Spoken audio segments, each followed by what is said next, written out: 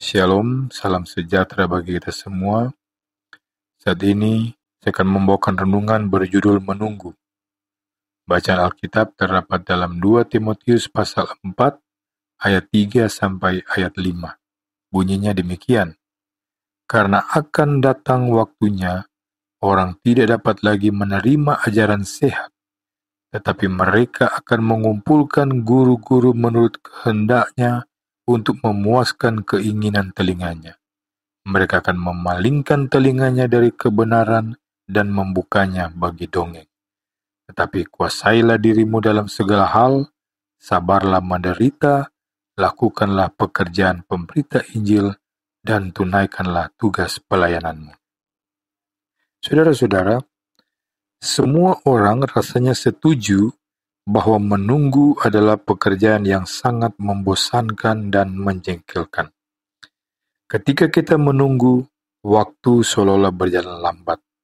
Perasaan hati pun menjadi tidak jelas. Begini salah, begitu salah. Diam salah, bergerak salah. Tidak heran, orang cenderung menjadi tidak sabaran, ingin mencari jalan pintas yang praktis dan cepat.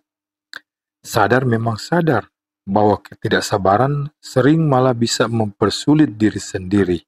Akan tetapi, kesadaran saja rupanya belum cukup untuk mengalahkan ketidaksabaran. Mau buktinya? Coba kita lihat di jalan raya. Tidak sabar menunggu kendaraan di depan, lalu menyalip mengambil jalur yang bukan jalurnya. Padahal mungkin beda waktunya yang didapat hanya beberapa menit, tapi akibatnya bikin macet. Dari macet terus merembet ke emosi, sumpah serapah, dan marah-marah sendiri, lalu stres, lalu stroke, dan lebih buruk lagi, meninggal. Ketidaksabaran juga mengejala dalam hidup sehari-hari.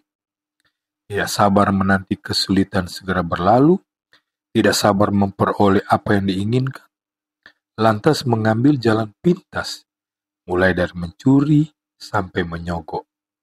Akhirnya malah dapat masalah baru. Pernah ada seorang pemuda, karena inginnya mempunyai sepeda motor, lalu dia nekat mencuri. Lalu dia tertangkap.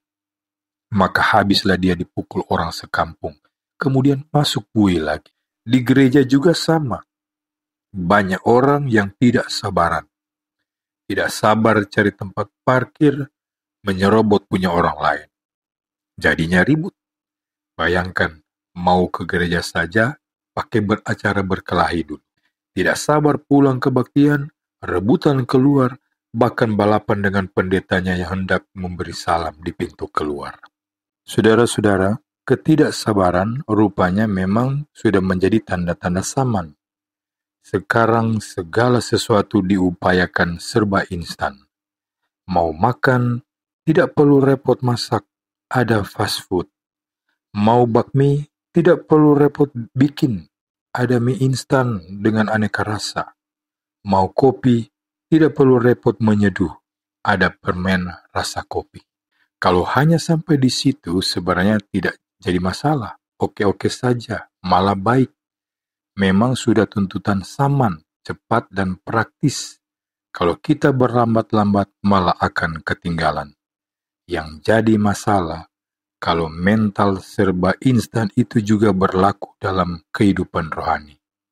Jadi masalah oleh karena pertumbuhan rohani tidak bisa instan, tetapi harus melalui proses. Bahkan kadang-kadang proses yang penuh perjuangan dan melelahkan. Tidak bisa misalnya karena telah mengikuti 1-2 kali kebaktian kebangunan rohani atau seminar rohani, lalu merasa sudah cukup dewasa dalam iman, sehingga menganggap tidak perlu belajar lagi. Juga tidak bisa karena telah mengikuti kursus Alkitab beberapa bulan, lalu merasa paling tahu tentang Alkitab, sehingga gampang saja menghakimi dan menilai yang lain tidak Alkitabiah. Maka kita perlu berhati-hati dengan ajaran yang menawarkan serba instan.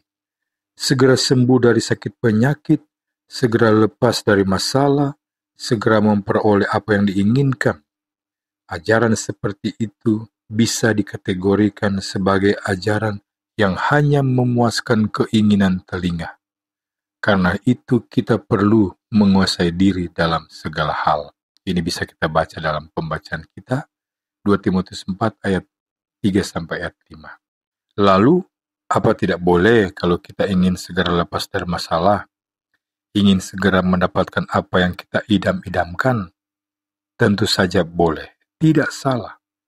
Yang tidak boleh kalau karena itu kita lantas mengambil jalan pintas, mengabaikan Tuhan, menghalalkan segala cara.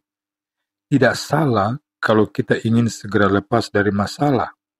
Yang salah kalau karena itu kita lantas main dukun, mabuk-mabukan, tipu sana tipu sini. Tidak salah kalau kita ingin segera memperoleh apa yang kita idam-idamkan. Yang salah kalau karena itu kita lantas merampas hak orang lain, melacurkan diri, menyalahgunakan jabatan. Tidak saja semua itu tidak akan menyelesaikan masalah, justru akan menambah masalah baru dan merugikan diri sendiri. Tentu jadi pertanyaan, kan kita harus berupaya? Memang betul. Tetapi tidak sekedar berupaya dalam arti segala hal boleh dilakukan demi hasil, entah lepas dari masalah ataupun memperoleh apa yang kita inginkan. Hasil memang penting, tetapi yang tidak kalah pentingnya juga bagaimana cara kita memperoleh hasil itu. Apakah sesuai dengan kehendak Tuhan atau tidak? Tuhan Yesus memberkati kita semua. Amin.